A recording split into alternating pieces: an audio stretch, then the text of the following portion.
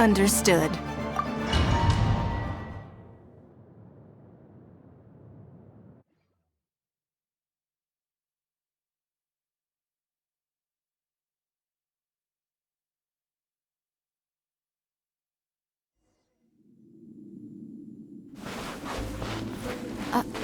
Are these statues? No. These are people. Duh. They were probably followers of the god of salt. How did they become this way? What in the world is hidden deep in this ruin?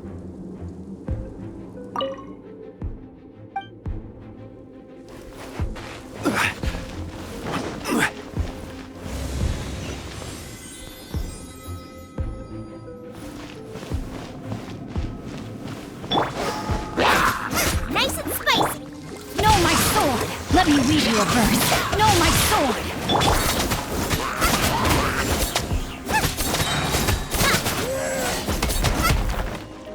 Out of the frying pan, into the fire!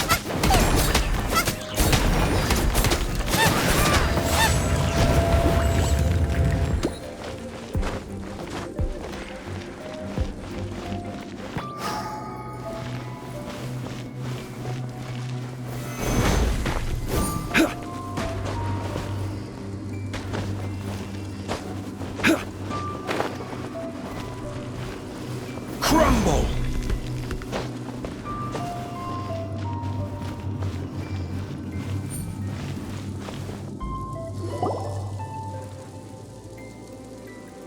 Look at this! It's filled halfway with salt. Just looks like a fancy salt holder. Seems like the god of salt was a god lacking in treasures. According to my knowledge, it's no ordinary vessel.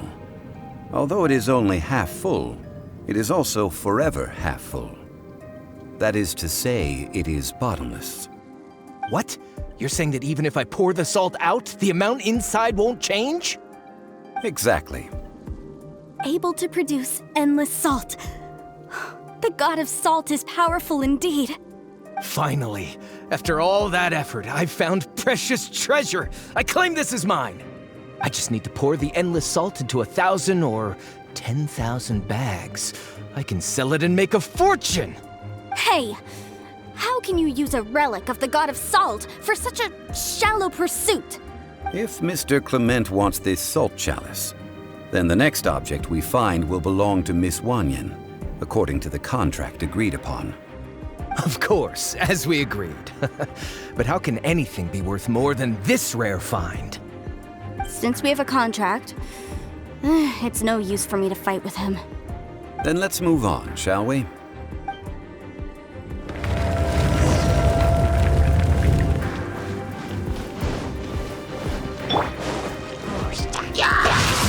Time to act. Let the show begin!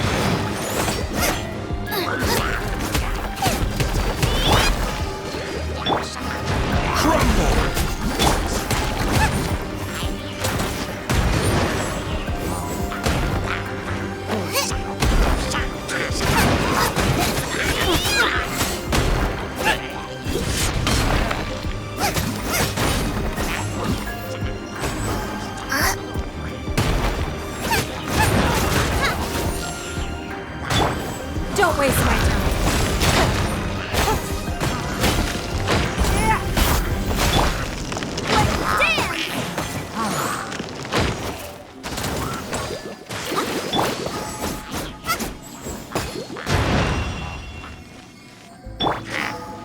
I will have order.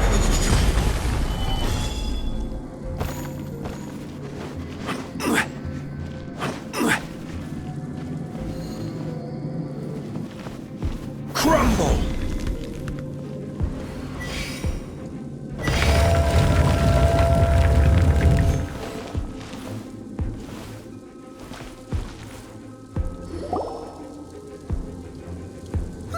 Just a simple ruler. It doesn't look to be worth anything. This, if I remember correctly, this is some kind of measuring tool. Indeed. But the god of salt imbued it with another power. When you stick this ruler in the ground, the surrounding area will become covered in salt, much like a rising tide covers the earth. The deeper it is stuck in the ground, the more salt will appear. It is essentially a bumper harvest of salt. What? That's even better than the salt chalice! Well then, according to our contract, the salt ruler goes to Miss Wanyan. No, unacceptable. I paid for and organized this entire expedition. Why should I get the short end of the stick? And this girl has been useless! Why would she get anything?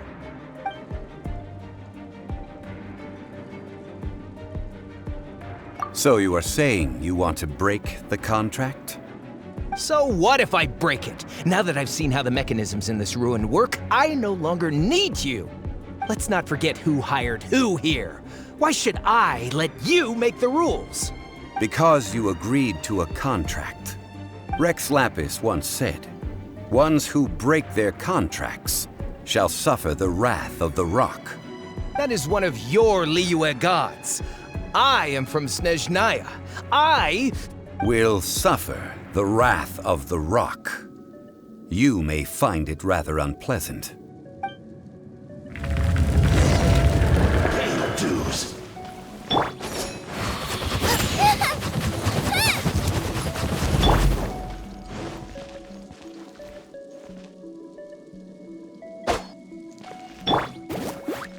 No escape.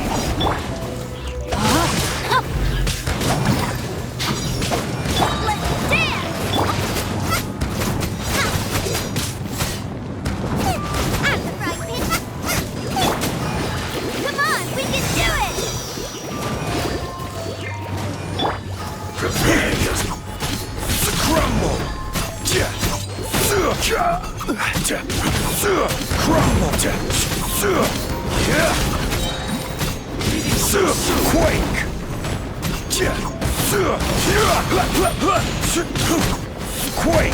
Quake! You can't run from death. I shall confiscate your treasure as well. You are not worthy to continue any further into the ruin. Leave this place. Oh, darn you! Just you wait.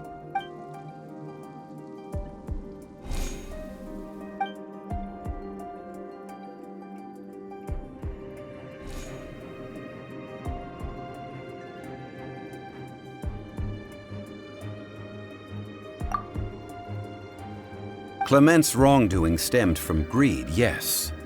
But besides greed, there are many other things that may tempt us to break contracts. When people see the object of their dreams, how many are really able to control their desire and follow the contract? I think we should be honest with each other now. That in truth, not a single member of this archaeological expedition came here for archaeology. Why do you say that? Miss, you lack even the most basic archaeological knowledge, and can recognize naught but a few simple relics. However, you are an expert when it comes to anything regarding the god of salt.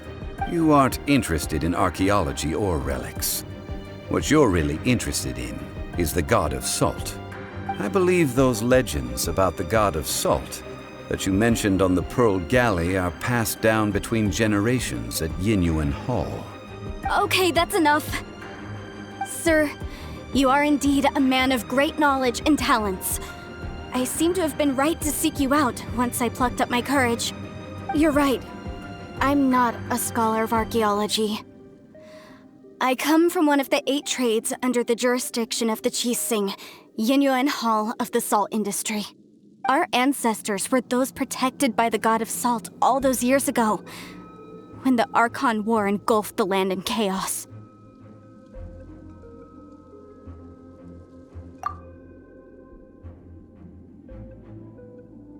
During the war, Morax assassinated our god out of envy for her power. He left us alone and lost in the world. We hate him! But this is Morax's Liyue after all. And its history is written as he wishes. So I seek proof of Morax's guilt. He has blood on his hands and cruelty in his heart. We agreed to a contract that we will face the truth head-on, didn't we, Mr. Zhongli? You must judge this history fairly. Naturally, of course. But I must add, Liu is no longer Morax's Liu. Come with me. All the answers you seek lie ahead.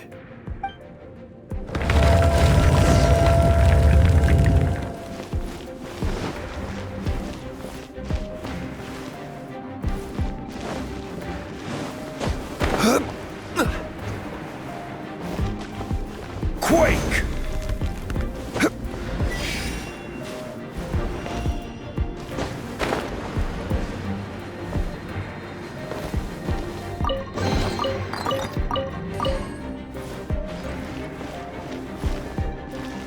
Crumble!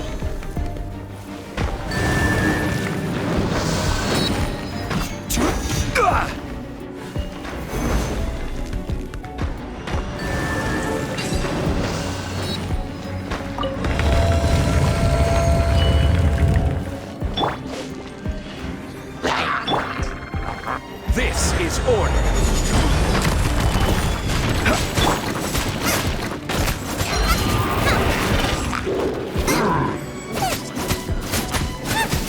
Nice and squishy. Eat this!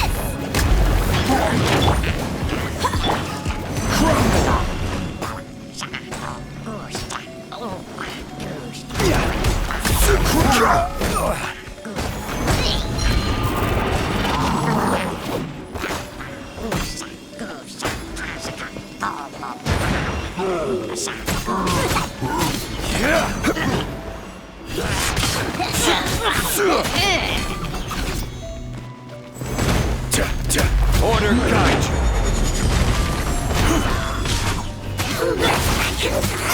Rain outlines your fate. Let me weave you a verse.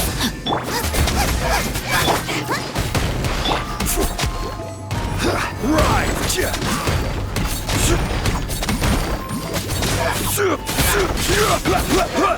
Quake.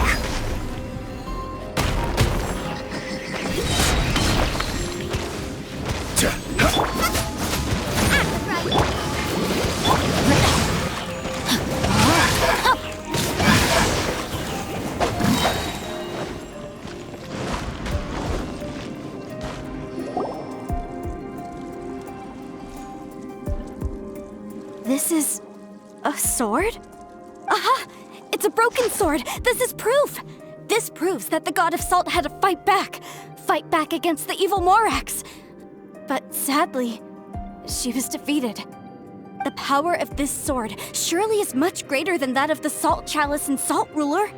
If we can repair the sword, then we can show the world the mighty power of the God of Salt.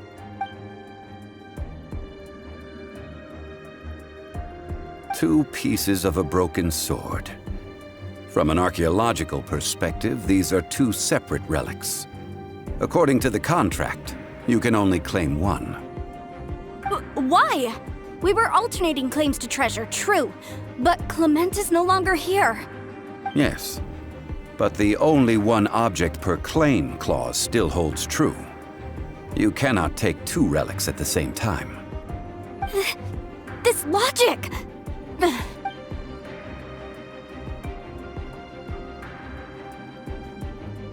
When there's a contract, nothing can be allowed to slide. If the contract is not followed, then it is broken. No! If I only take one half, then it can't be repaired, and the power of the God of Salt cannot be restored. No matter what, I must be faithful to her. Even if it breaks the contract, I don't care. So you are already decided? Then there is a price to pay for breaking the contract. That is to say, you consign yourself to suffer the wrath of the rock. That's okay. The God of Salt gave up her life to protect her people. My sacrifice is nothing compared to that. Punish me however you want. Just let me take this proof of my faith. Perhaps that punishment would be easier for her. But as punishment, I will tell you the truth. Huh? The truth? You mean the truth is my punishment? Yes. The truth that I am about to tell you shall be your price to pay for breaking the contract. I'm afraid to say that the god of salt, Havria, was not the powerful god you imagine her to be. Rather, she was a small and weak god who yielded to all other gods. When it came to war, she lost, never able to win a seat among the seven. What? During the Archon War, the gods of this world used all their strength and cunning to vie for control of Teyvat. But Havria instead chose to flee. She thought that by giving up before a fight could start, she could save herself and her people from the war. However, during such a long war, there is no end to the advances of aggressors. After making countless concessions, Havria lost all of her lands, until only one small haven remained. No! It can't be so! In her last days, she had not even a single blade to defend her people with. Not even a single blade? Then, this sword... This sword is not a relic belonging to the god of salt, but is instead the murder weapon used to kill her. Murder weapon? No! That's not true! That can't be true! You're trying to test my faith in the god of salt! As I said before, I only state the facts. Preposterous! You are a follower of Morax! Don't try to trick me!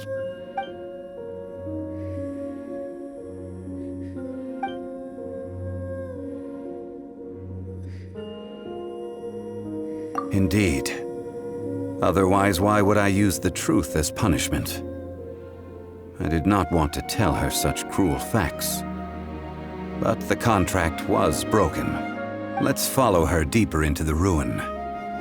There, I fear, we will find something that will leave her no choice but to face the truth.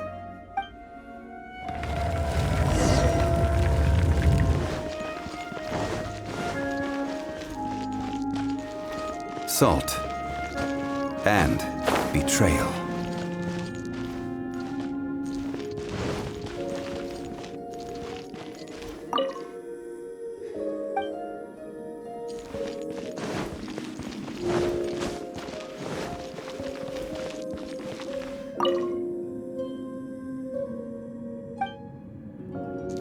Time to act.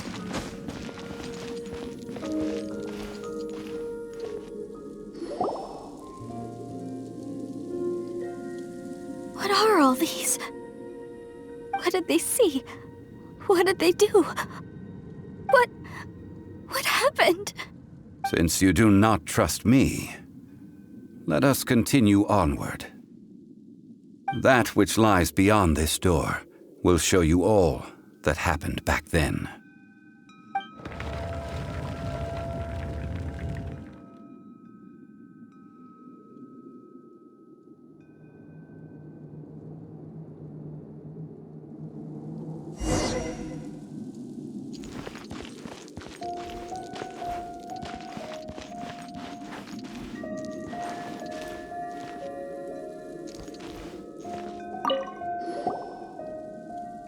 This is the scene of the crime.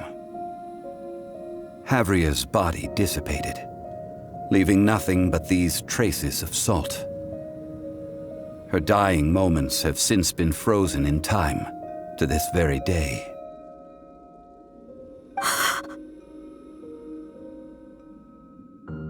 The story continues that some among her people realized at last that this gentle, kind but weak god could never protect anyone in wartime. The Archon War was cruel in the extreme. Instead of consigning her to the agony of defeat, they thought perhaps it would be better to give her a quick release.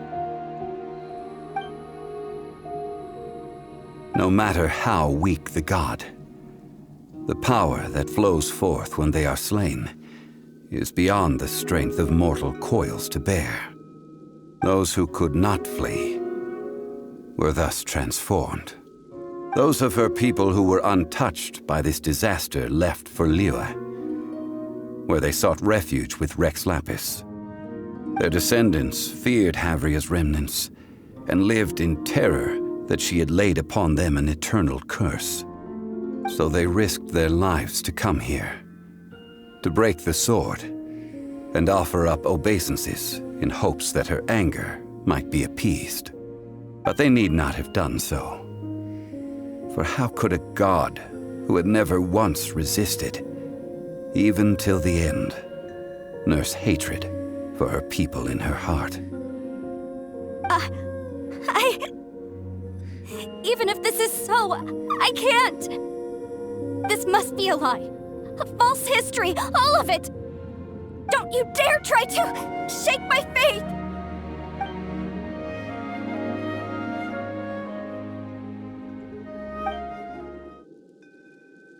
This is the price she must pay. Yet I would not call it a bad thing. Judging by how she appeared, I fear that she will struggle for a time. But even if she may not escape that struggle immediately, simply recognizing the truth is good enough for now. Indeed, in ages past, Havria's story served as a warning to me as well. Faith in a god who has already passed will do you no good. So it is for Havria. And so it is for Morax also. All right then. Now, would you like to accompany me in taking a trip to Guyonstone Forest? Treading old ground, telling old stories. One cannot help but be reminded of old acquaintances.